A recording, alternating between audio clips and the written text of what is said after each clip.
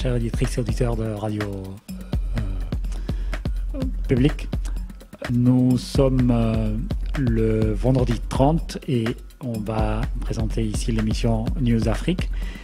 Le thème qui nous ramène aujourd'hui sur le plateau est une manifestation de la communauté guinéenne. Comme vous le savez, depuis le 18 octobre, il y a eu des élections présidentielles dont une grande partie de la population conteste la participation de l'actuel président qui a fait une forcing constitutionnelle pour se présenter pour la troisième fois alors que la Constitution lui interdit. Cette manifestation que nous avons assistée est peut-être la troisième ou la quatrième de la communauté. Alors, les points que nous allons traiter, c'est la dénonciation de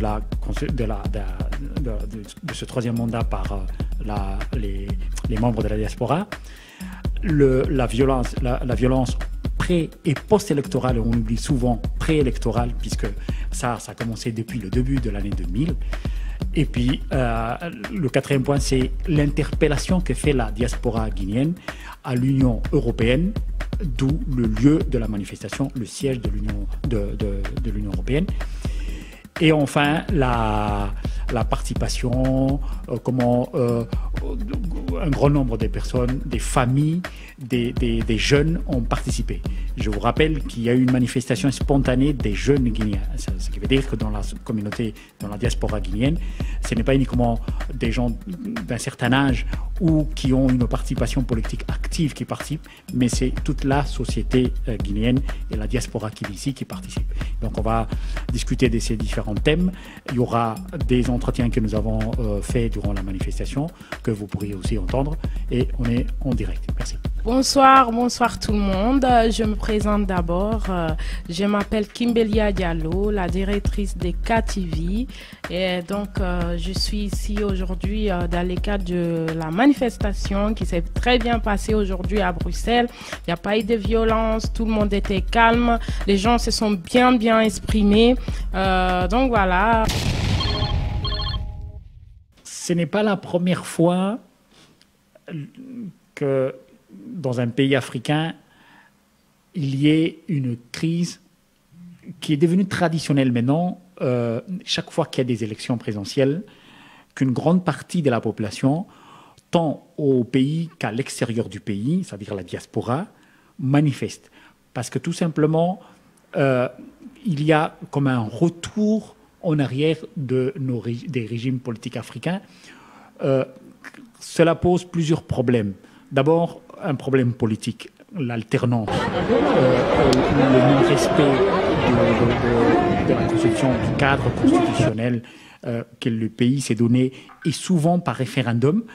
Les mêmes, des fois, dirigeants qui ont manifesté contre d'autres dirigeants quand ils arrivent au pouvoir sont les premiers à modifier et on repart toujours à la même situation antérieure, ce qui fait qu'on est toujours en train de manifester.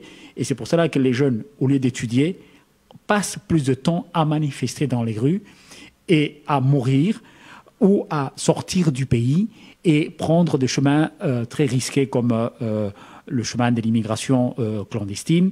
Les auditrices et auditeurs pourraient aussi réflexionner, parce qu'ici, nous faisons juste des introductions, des petites réflexions.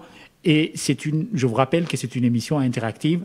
Vous pourriez poser des questions et aussi faire des réflexions. Voilà, tout à fait. En fait, je vais revenir sur les points qui me touchent, en fait, vraiment, quand on parle des immigrés, les jeunes, en fait, qui traversent la mer pour venir à l'Occident. Qu'est-ce qui provoque tout ça? C'est le manque de travail, la violence. Quand on n'est pas bien là où on est, voilà, on s'est dit, voilà, on croit avoir une vie meilleure à l'Occident. Donc, on traverse la mer pour pouvoir venir ici. Donc, c'est toutes ces choses-là qui provoquent tout ça. Et effectivement, actuellement, il y a beaucoup de Guinéens qui traversent la mer. Il n'y a pas que les Guinéens. Il y a beaucoup des Africains qui traversent la mer. Ben, tout d'abord, c'est le manque d'emploi et la guerre. Quand on n'est pas bien, On croit toujours avoir une vie meilleure en fait ailleurs. C'est ça qui provoque tout ça pour que les gens traversent la mer. Et aujourd'hui, il y a eu des jeunes qui se sont exprimés lors de la manifestation pour voilà, que la justice soit faite pour ce qui se passe actuellement en Guinée-Conakry, la violence, ou entre autres, nous on n'est pas sur les terrains, mais on voit les choses, comment ça se passe. Donc voilà. Moi, je considère que ces manifestations qui ont lieu ici, dans ce pays, où il y a une forte communauté guinéenne, comme dans le pays ou dans la région, au Sénégal, paraît-il qu'il y a beaucoup de Guinéens et Guinéennes qui se sont réfugiés aussi. L'immigration dont on parle, ce n'est pas une immigration vers l'Occident, c'est aussi vers à l'intérieur du continent. Et juste un rappel, l'immigration africaine, elle est plutôt africaine avant d'être une immigration destinée qui va à l'extérieur, qui sort du continent. Donc, ces manifestations, sortir du pays, on ne peut pas toujours dire que c'est pour une raison de pauvreté, parce qu'il y a plusieurs types de migrants. Ceux qui ont des capacités intellectuelles, qui ont des diplômes, ce sont aussi des gens qui sortent, mais sans faire de bruit, finalement. Donc, il ne faut pas avoir une image négative de l'immigration. C'est vrai que c'est le gouvernement, la politique du gouvernement, l'action gouvernementale qui doit donner des réponses pour que ces jeunes puissent trouver d'abord quelque chose dans le pays avant de chercher à l'étranger. Justement, là, en fait, moi, je ne suis pas d'accord avec toi. Dans le sens que, tu sais, c'est la pauvreté qui fait que on cherche à fuir les pays. Parce que tu n'as pas de boulot, tu n'as pas d'argent, tu n'as pas quoi manger, tu n'as plus l'espoir, en fait, tu comprends? Donc, c'est ça qui provoque tout ça. C'est ça qui fait que les gens sortent. Parce que si tu es bien là où tu es, tu n'as pas envie de partir, crois-moi. Si tu pars, c'est qu'il y a quelque chose qui ne va pas. C'est que tu n'es pas bien. Parce que si tu as un bon travail là où tu es, je pense que on est bien chez soi quand même. Ça, c'est mon avis à moi. D'accord. L'autre point sur lequel que nous allions traiter, c'était la violence, ou plutôt les violences. Maintenant, on assiste à ce qu'on appelle la violence post-électorale après la proclamation des élections. Parce que déjà, on avait dans la tête qu'il y aurait un vainqueur, et ce n'est pas le candidat qui a été déclaré qu'on attendait. Et c'est plutôt l'opposant. Et il faut rappeler, lors des dernières élections présidentielles de la Guinée, le 10 octobre dernier, déjà lundi, l'opposant, Céline Diallo, avait proclamé sa victoire. Et les gens sont focalisés sur l'illégalité des résultats qui ont été proclamés par le président de la CNI, ce qu'on appelle.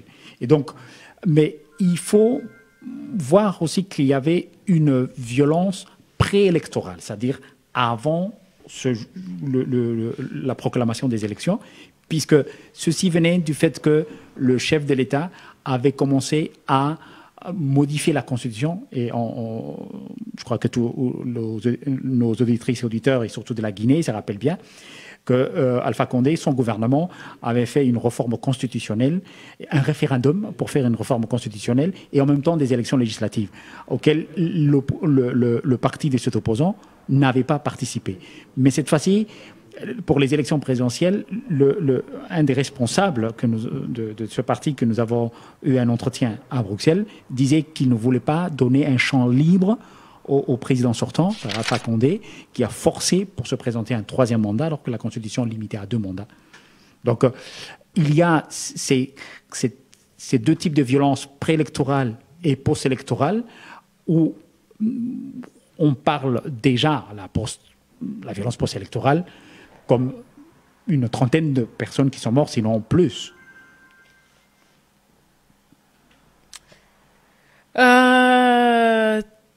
Tout à fait. En fait, cette manifestation, c'est dû à tout ça, de tout ce qui s'est passé en Guinée actuellement. Alors, l'autre point sur lequel on voudrait, j'insiste toujours, les interventions des auditrices et auditeurs de la radio, c'est le lieu des manifestations, le message et à qui on adresse ces messages. En vivant à Bruxelles, on fait référence à cette institution, l'Union européenne. Et donc, une manifestation qui aurait lieu sur la grande place n'aurait peut-être pas beaucoup d'impact au niveau de l'Union européenne que de le faire devant le siège de l'Union européenne. Mais la question que je me pose, moi, est-ce que réellement, quand on fait cette manifestation devant la Commission européenne, y a-t-il un impact? Quel type d'impact pourrait avoir l'heure à laquelle a lieu la manifestation? La limitation, on nous a donné peu de temps. Enfin, les manifestants ont eu peu de temps pour exprimer. Le jour, l'heure, les gens qui assistent.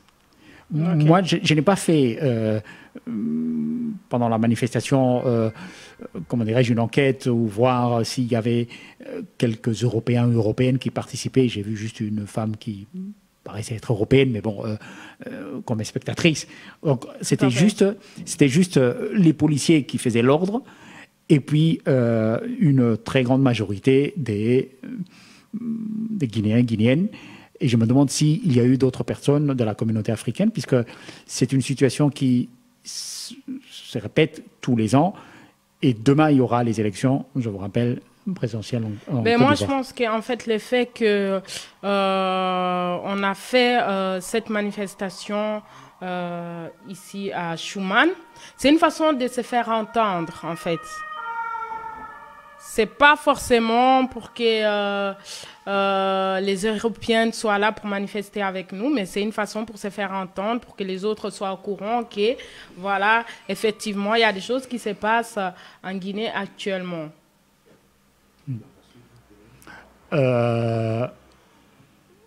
Oui, c'est un lieu stratégique, on pourrait dire, pour les manifestants et les manifestations. Mais plus que manifestation, c'était une concentration, ce que nous avons assisté. Et alors qu'une manifestation, il y a un lieu de départ et un lieu d'arrivée. Et donc, on bloque le trafic. Or, quand il s'agit de la communauté africaine, le plus souvent, ce qu'on leur donne, c'est une place pour manifester. Voilà, bon, je dirais s'agiter, parler. Exposer quelque chose. Mais moi, j'insiste beaucoup sur... Il faut peut-être revenir en arrière et penser quel type d'impact ont eu lieu les concentrations qui ont eu lieu depuis une vingtaine d'années, une trentaine d'années, des manifestations de la communauté africaine. Parce qu'en cherchant l'impact et en faisant devant la Commission européenne, comment les responsables de la Commission européenne qui sont à la fois partis et juges, parce que cette fois-ci, je crois que le gouvernement guinéen n'a pas fait appel à des experts électoraux de l'Union européenne qui n'ont pas assisté. Voilà. Parce qu'en fait, ici, ce que je vois, moi, c'est pas, comme je vous ai bien dit, c'est pas par rapport aux Européens. En fait, ils ont fait cette manifestation pour se faire entendre, pour dire non à la violence de tout ce qui se passe actuellement en Guinée-Conakry. Vous savez bien qu'il se passe pas mal de choses. Il y a des enfants qui se font tuer. Il y a vraiment, le pays, en fait, n'est pas stable. Donc, les Guinéens ont décidé de manifester pour dire non à la violence, pour que ce qui se passe s'arrête. Donc, en quelque sorte, c'est ça. J'espère qu'on est arrivé au terme de... Ah, d'accord. On laisse place aux vidéos maintenant pour écouter un petit peu les entretiens que nous avons faits. Et aussi, voilà, je voulais dire, il y a le numéro qui est là pour toutes les personnes qui voudraient intervenir pour cette émission. Je vais vous dire, en fait, donc, le numéro est là. Ah, c'est affiché. Ben, chez moi aussi, je vote. Donc, voilà. Donc, le numéro est là. Donc, c'est les 0400 65 14 69 22. Vous pouvez appeler pour intervenir. Merci de nous avoir écoutés ce soir. Donc voilà, moi en tant que femme guinéenne, tout ce que je souhaite à la Guinée, c'est la paix et que tout le monde puisse se comprendre. Et donc voilà, et j'espère que le pays va évoluer encore plus et qu'il y aura la paix dans ce pays et que tout le monde va se sentir bien. Merci de nous avoir écoutés. On s'est dit à très bientôt. De ma part aussi, merci de nous avoir suivis dans cette émission. C'est une manifestation qui était très intéressante où on voyait beaucoup de gens qui participaient de la communauté guinéenne. C'est un thème très intéressant, les élections, et ça montre l'intérêt que portent les citoyens africains aux élections dans leur pays, à la vie politique dans leur pays, parce qu'il s'agit aussi de leur situation économique et sociale, même s'ils vivent à l'étranger. Merci de nous avoir suivis et suivez les émissions de Radio Publique, parce qu'il y en aura d'autres. Donc voilà, restez connectés pour la prochaine fois. Il y aura d'autres émissions. N'oubliez pas de me suivre sur toutes nos plateformes.